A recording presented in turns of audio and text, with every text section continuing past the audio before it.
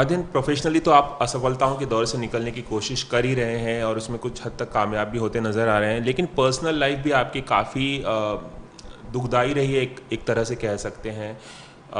काफ़ी लोग अफेयर करते हैं, बहुत मामूली सी बात है अफेयर हो जाना दो लोगों में, दो एक्टर्स में खास तौर पे। आपका भी अफेयर रहा है कंगना से, जिसे आपने छुपाया नहीं, ना कंगना ने छुपाया। तो उसके बाद जो हुआ वो चर्चा का विषय बना, क्योंकि जिस तरह की बातें सामने आई उस बारे में हम जानना चाहेंगे कि कंगना के साथ रिलेशनशिप ने आपको कितना अफेक्ट किया, कितना आप पर उसका असर हुआ। आई थिंक जब मैंने डिसाइड किया था कि मैं अपने ज़िंदगी के एक छोटे से पहलू के बारे में कुछ बताना चाहता हूँ उन लोगों को, तब मैं बहुत डरा हुआ था कि मैं अगर बात करूँगा तो लोग क्या मुझे बिलीव करेंगे नहीं करेंगे।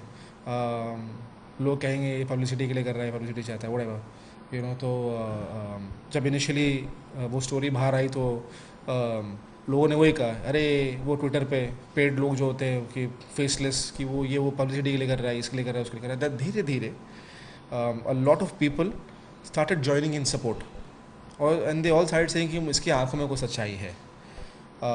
और मैं सिर्फ यही चाहता था अपने लाइफ में कि शायद कभी कभी ज़िंदगी में आप स्टक हो जाते हैं, अटक जाते हैं इमोशनली, और इमोशनल क्लोजर बहुत ज़रूरी है।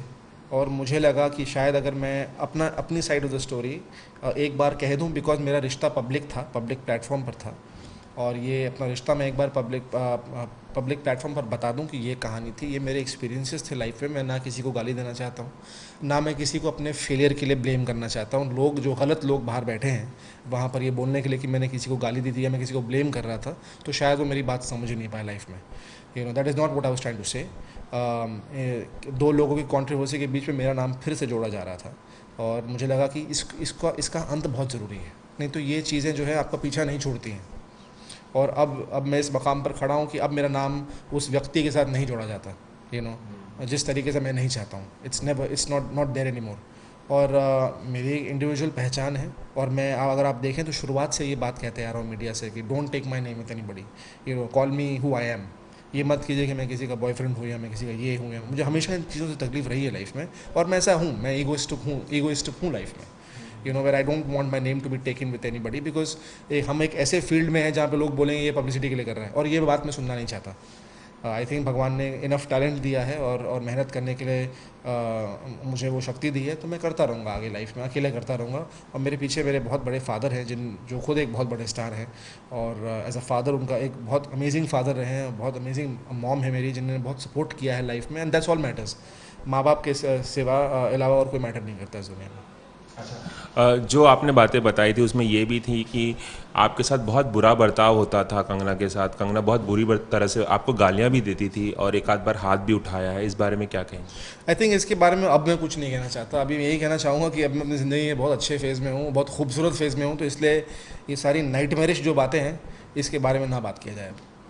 कुछ तो अगर हमारे दर्शकों को कुछ बताएं, अगर आप नहीं, बता सकते। आई डोंट थिंक कि दर्शक जो हैं वो जानते हैं। आई थिंक उनको मैंने कह दिया है। आई थिंक मैं ग्रेटफुल हूँ और थैंकफुल हूँ कि बहुत से लोग आगे सपोर्ट में आए, और उन्होंने मेरी बात को एक्चुअली मैं क्या कहना चाहता था इसे समझने की कोशिश की है। लेकिन जहाँ तक डिफेंड करने का सवाल है या आज उसके बारे में फिर से बात करने का सवाल है, तो ये मैं नहीं करना चाहूँगा, बिकॉज मेरी लड़ाई यही रही है कि मैं एक ही बार बात करूँगा, उसके बाद I am done.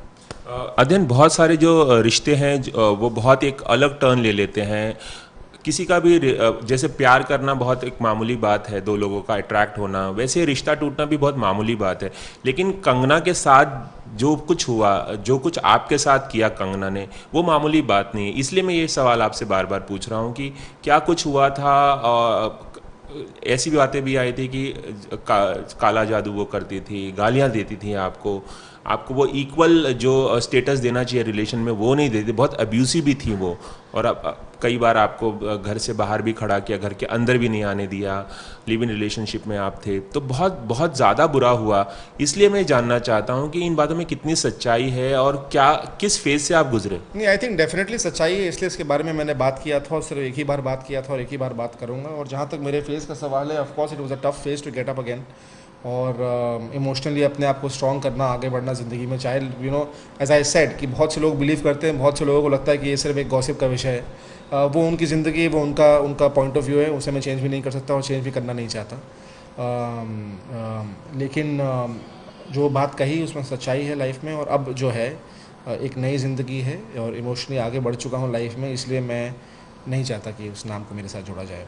ABP news ने आपके पापा का भी इंटरव्यू किया था, तो उन्होंने खुलकर बात की थी कंगना के खिलाफ। उन्होंने खुल के बोला था कि उनके बेटे के साथ यानी आपके साथ जो कुछ हुआ बहुत गलत हुआ और काबिल बर्दाश्त नहीं था, वो बर्दाश्त के काबिल भी नहीं था वो। तो क्या कहेंगे इस पर? आई थिंक वो एक मॉम डैड का एक इमोशन था, हर बच्चे को अपने बच्चे को, बिकॉज उन्होंने इतना प्रोटेक्टेड रखा है मुझे लाइफ में, और उस दौरान मुझे प्रोटेक्ट नहीं कर पाए वो, तो वो एक ऐसा इमोशन है जो हर माँ बाप में रहेगा। और उन्हें जो सही लगा उन्होंने आप लोगों से बात की, और मैं ऑफ कोर्स सामने नहीं आना चाहता था उस वक्त। आई वाज इमोशनली अगेन, बात करने के बाद भी it was not easy for me to accept कि मैंने उसके बारे में बोल दिया, बिकॉज मुझे लगा कि शायद मैं इस चीज़ को भूल जाऊंगा लाइफ में, पर ऐसा हुआ नहीं। बिकॉज मुझे फिर जो लोग मुझे परस्यू कर रहे थे डीएनए में, पेपर में, उन्होंने कहा कि I think I should say it, और फिर फाइनली आई सेड ठीक है, आई से it and I am done.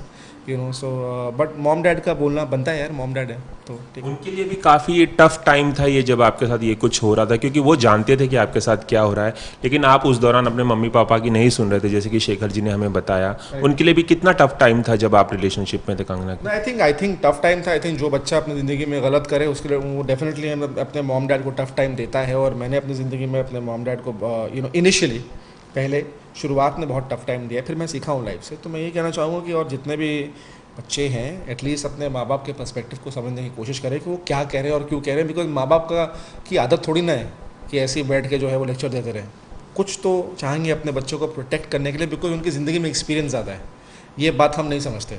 आप रिग्रेट करते हैं कि आपका रिलेशनशिप रहा जो भी जिस भी पीरियड के लिए रहा कंगना का, आप बहुत रिग्रेट करते पश्चात? I don't think so. I think इसका जवाब मैं आपको ज़िंदगी में आगे दूंगा कि मैं इसका रिग्रेट करता हूँ कि नहीं। इसका जवाब अब नहीं दूंगा आपको, इसका जवाब ज़िंदगी बाकी है, आगे दूंगा। अच्छा, एक आखिरी सवाल इस बारे में। जब आपने कंगना के बारे में बोला, एक फुल पेज इंटरव्यू एक अखबार को दिया, तो उस दौरान ऋतिक और कंगना के बीच बहुत कुछ चल रहा था, बहुत सारी बातें उन दोनों के बारे में आ रही थी, एक विवाद चल रहा था जिसने कानूनी रूप ले लिया, मामला पुलिस तक गया, उसकी छानबीन चल रही है, दोनों एक दूसरे पर आरोप प्रत्यारोप लगा रहे थे। उस दौरान आपने बीच में एक इंटरव्यू दिया और आपने कंगना के खिलाफ काफ़ी बातें कही। तो सवाल जो दर्शकों के मन में या श्रोताओं के मन में या पढ़ने वालों के मन में जो आया वो ये है कि आपने ये मौका क्यों चुना, इतने साल तक आप चुप क्यों रहे? आपने मतलब बिलो द बेल्ट हिट करने की कोशिश की है या मौके पर चौका मारने की कोशिश की है? मौके पे चौका मार के मुझे क्या मिला और क्या हासिल हुआ? मैं पहले भी कह चुका हूँ, अभी भी कह रहा हूँ कि जब दो लोगों के बीच में कंट्रोवर्सी चल रही थी तब मेरा नाम फिर से ड्रैग किया जा रहा था इस कंट्रोवर्सी में, और फिर मुझे लोगों के फ़ोन आने शुरू हो गए, भाई तेरा नाम फिर से आ रहा है, न्यूज़ चैनल्स खोलो तुम्हारा नाम यहाँ पर भी आ रहा है, फिर तुम्हारे बारे में फिर से जो है लोग लिख रहे हैं। विवाद तो दोनों लोगों के बीच में ही था, कंगना और ऋतिक के बीच में, आपका नाम कैसे? हाँ, लेकिन मेरा नाम आ रहा था जिस तरीके से मेरा नाम आ रहा था, I think that was derogatory for me. ये इसका बॉयफ्रेंड था, ये इसने इसको यूज़ किया, ये इसने छोड़ दिया, this that. I do not want that these kind of things to come out again। इसलिए मुझे लगा कि बिकॉज उस दौरान जब मैंने ब्रेकअप किया था तो आई हैड डिसाइडेड कि मैं चुप रहूँगा। मुझे लगा कि शायद इसे भूल जाऊँ, आगे ज़िंदगी में बढ़ जाऊँ, लेकिन obviously with time I realize कि it's not easy to forget such things.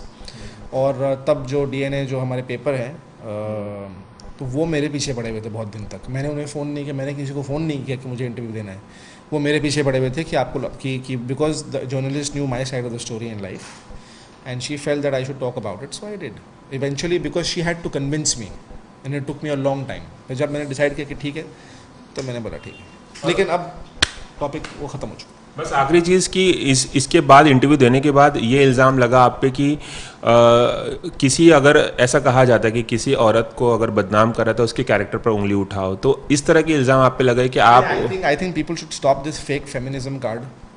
Feminists क्या होती हैं, वो इक्वल राइट्स के लिए लड़ती हैं, हम सब जानते हैं, और हमारे देश की औरतें जो हैं आई होप बहुत सक्सेस अचीव करें, बहुत आगे तक जाए। और मैं हमेशा चाहूँगा कि एक औरत को ज़िंदगी में इक्वल राइट मिले, इनफैक्ट वो मर्द से ज़्यादा सक्सेसफुल हो। मैं ऐसा आदमी हूँ। So to get women in the picture is completely wrong. ये एक ऑब्वियसली स्ट्रैटेजी थी मुझे नीचे गिराने की, because I spoke the truth. So it doesn't really matter कि लोग क्या, बिकॉज लोगों के परसेप्शंस और जजमेंट्स तो हमेशा रहेंगे आपके बारे में। कुछ आपको बिलीव करेंगे, कुछ बोलेंगे ये गलत आदमी है। मैं क्या, बड़े स्टार्स को नहीं छोड़ते, तो मेरी तो शुरुआत है ज़िंदगी में अभी। So how does it matter, it doesn't matter, they don't affect me. Kangana ने भी कुछ इंटरव्यूज़ दिए, उनकी तरफ से भी कुछ बातें सामने आई कुछ चैनल्स को इंटरव्यू में। उन्होंने आपके जो इल्ज़ाम है उसको सरासर एकदम गलत ठहराया, तो इसके बारे में क्या नहीं कहेंगे? कहूँगा, वो उनका पर्सपेक्टिव है, वो उनका पर्सपेक्टिव है। इसका कुछ जवाब नहीं देना चाहिए? नहीं, मैं जवाब दे चुका हूँ अपना ऑलरेडी, आई एम डन। अच्छा, एक आखिरी चीज़ कि क्या और भी कुछ खुलासे बाकी है उनके बारे में, आगे जाके आप कुछ बोलेंगे? ज़िंदगी का एम थोड़ी ना है यार किसी का खुलासा करना। मैं अपनी ज़िंदगी में अपने करियर में बहुत आगे जाना चाहता हूँ। मेरे घर पे मेरे माँ बाप हैं जो जिनके बहुत सपने हैं मुझे लेकर, और ये एक ऐसी चीज़ है जिसे मैं अब तो डेफिनेटली भूल चुका हूँ। तो मेरा कोई खुलासा करने का कोई कंपनी नहीं खोल के रखी है, ना मैं एक डिटेक्टिव हूँ कि किसी को खुलासा करूँ। एक इमोशनल क्लोजर चाहिए था जिसके बारे में मैंने कह दिया, बस दैट्स इट। अध्ययन एबीपी न्यूज़ से बात करने का बहुत बहुत शुक्रिया। Thank you, thank you. तो ये थे हमारे साथ अध्ययन सुमन, जिनकी एक नई फिल्म रिलीज़ हो रही है और पहली बार उन्होंने कंगना रनौत पर अपनी चुप्पी तोड़ी है। अगर एक टेलीविज़न चैनल की बात करें तो हमसे खास बातचीत की है इस बारे में, और वो तमाम पहलू उन्होंने बताएं। ज़्यादा कुछ वो बोलना नहीं चाहते हैं, लेकिन उनका कहना है कि जो उन्हें कहना था वो कह चुके हैं। कैमरामैन जावेद के साथ रवि जैन, एबीपी न्यूज़, मुंबई।